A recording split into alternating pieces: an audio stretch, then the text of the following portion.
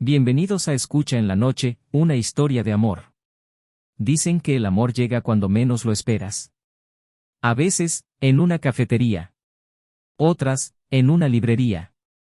Pero para Guillermo y Lucía, el amor llegó en medio de una calle, bajo la luz de los faroles, y con una canción sonando a lo lejos. Una historia de música, miradas, y un baile que cambió todo. Guillermo no era de los que creen en los flechazos, hasta que le sucedió, y ahí estaba ella. Lucía estaba en medio de la calle, con los audífonos puestos, tarareando una canción y moviéndose sin preocuparse por nada.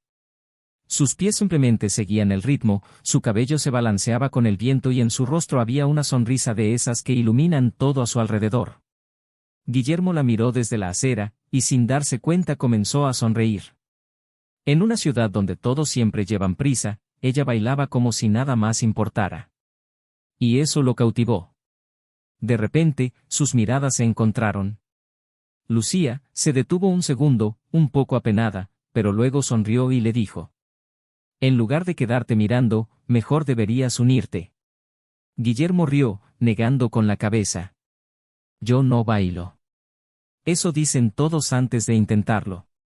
Y antes de que pudiera decir algo más, Lucía tomó su mano y lo jaló al centro de la calle.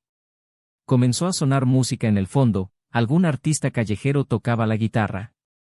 Y ahí estaba Guillermo, a la mitad de la calle, con una desconocida que lo hacía girar mientras sus dos pies izquierdos intentaban moverse torpemente. Pero en ese momento, no importaba quién mirara. Solo importaba que bailaban. Cuando la canción terminó, ambos se miraron y se soltaron a reír. «No estuvo tan mal, ¿cierto?», dijo Lucía, aún sujetando su mano. Guillermo la miraba y podía sentir su corazón latiendo como nunca antes. «No, para nada». Se quedaron en silencio por un momento, hasta que Lucía sacó su teléfono y le mostró la pantalla. «Dame tu número.